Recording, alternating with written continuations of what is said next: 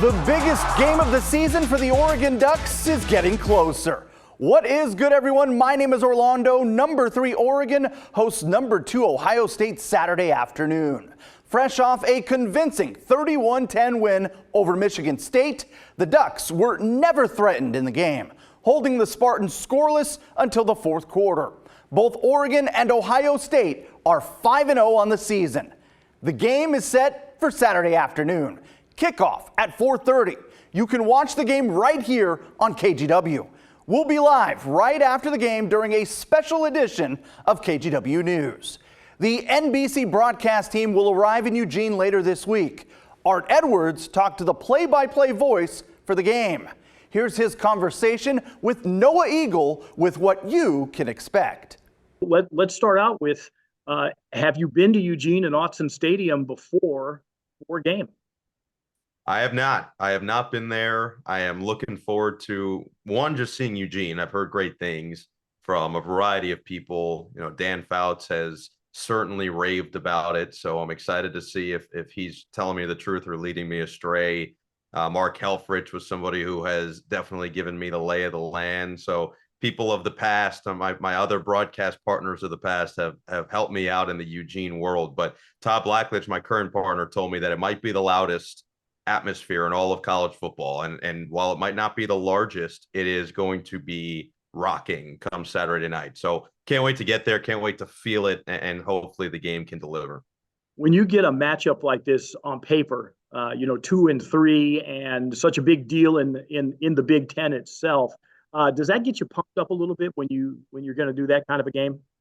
Absolutely. You know, when we got the schedule before the season, we had this one circled and we didn't know what they were going to be ranked at the time, but we knew both of these teams were going to be probably the best 2, at least 2 of the top 3 in the Big Ten this year. And so when you go into a season knowing that you're going to have that level of a matchup, and we had that with Ohio State and Notre Dame even last year going in, we figured that was going to be a great game because we knew it would be a great atmosphere and we knew it would be 2 outstanding teams. So the same principle applies here where, okay, you've got 2 great teams going toe to toe. Then when it becomes 2 versus 3, it takes it to a different level. And now one of these 2 is going to be knocked down. So they're both playing their best football this season right now, which helps. And they both have experienced quarterbacks that have played in big games and big atmospheres before. They've got stout defenses. So all the pieces are falling into place. Now they just got to go and perform.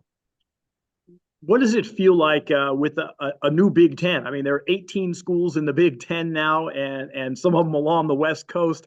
Does it feel odd to be doing a Big Ten game in Eugene, Oregon?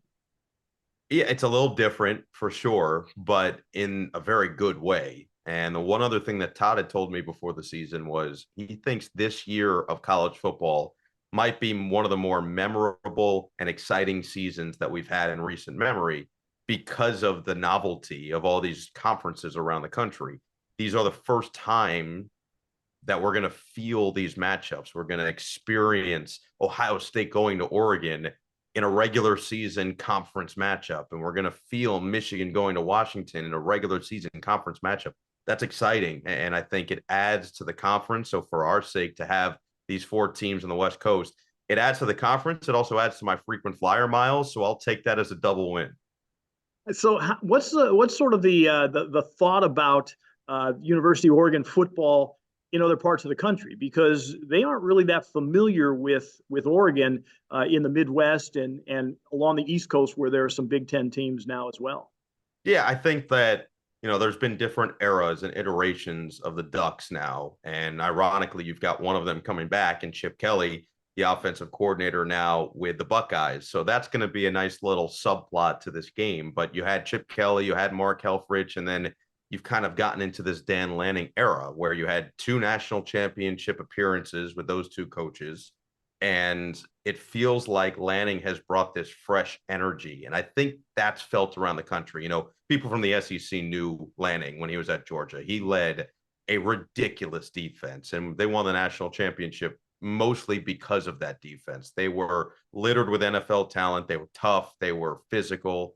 And I think it was smart and probably great foresight from Oregon to recognize, hey, we're going to need to get that defense right by the time we make it to the Big Ten, because this is a league that is physical and tough, and games are won in the 20s, and you've got to be comfortable with that.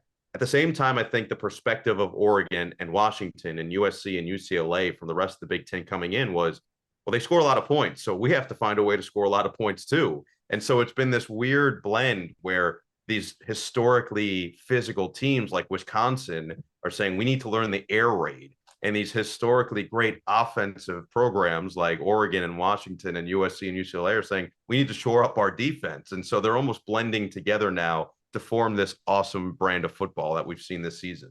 Yeah, you've seen some of the Big Ten teams already. How do you think what you might know so far of Oregon? How do you think they stack up with the other schools in the Big Ten? You mentioned Wisconsin. We know that they are always really a physical team. Michigan loves to run the ball. Ohio State has been the same, although they've got great receivers. But how do you think Oregon kind of stacks up against all those traditional Big Ten schools? Yeah, I actually think last week Washington kind of set everything in motion of, okay, these West Coast teams are here to play Big Ten football. They got physical with one of the most physical teams in the country in Michigan, a defense that's going to have a number of first and second and third round picks on it currently. And they won that game by being more physical and by taking it to them and going right toward the fight. I expect the same out of Oregon. And I think that the rest of the conference is going to start to recognize that as they start to play more of these teams. Look, offensively, we know what they're capable of. They've got a dynamic receiver. They've got one of the best tight ends in the country and certainly in the conference. And they've got an outstanding running back, realistically, two of them that can go out there and hurt defenses. But on top of that, they've got maybe the most experienced quarterback in the country, certainly in terms of games started, but also in terms of experiences within those games. I mean, he is a guy who last year in the Red River Robbery led a game-winning drive in the final minute of Texas-Oklahoma. That's not easy to do. And Texas, of course, made it to the college football playoff and was a couple bounces away from being in the national championship game. So he's capable of doing it against the best teams and the best defenses in the country. So I think that there's an expectation, and there really was going into the season, that this is going to be one of the best teams in the Big Ten. Definitely this year, and then realistically, based on who their head coach is and the type of recruiter that we know he is and the type of motivator that we know he is, this is a team that should have staying power into the future. Now, are you living the dream, being able to cover big-time college football, and you do some NBA, you do some of the tennis stuff, you're at the Olympics, covering tennis and basketball there, living the dream these days? Yeah, it's hard to say no. I think that every now and then I try to just take the step back, because when you're in it, it's nonstop and you're just thinking about, okay, what's next? What's next? What's next?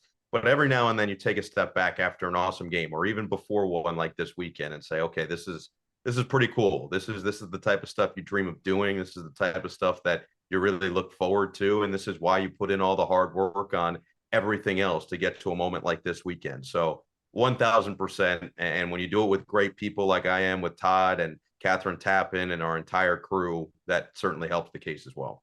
All right. Well, Noah, thanks a lot for spending some time with us. We appreciate it. Hope you enjoy your time in Eugene, and hope you get to see something other than just Autzen Stadium while you're here as well.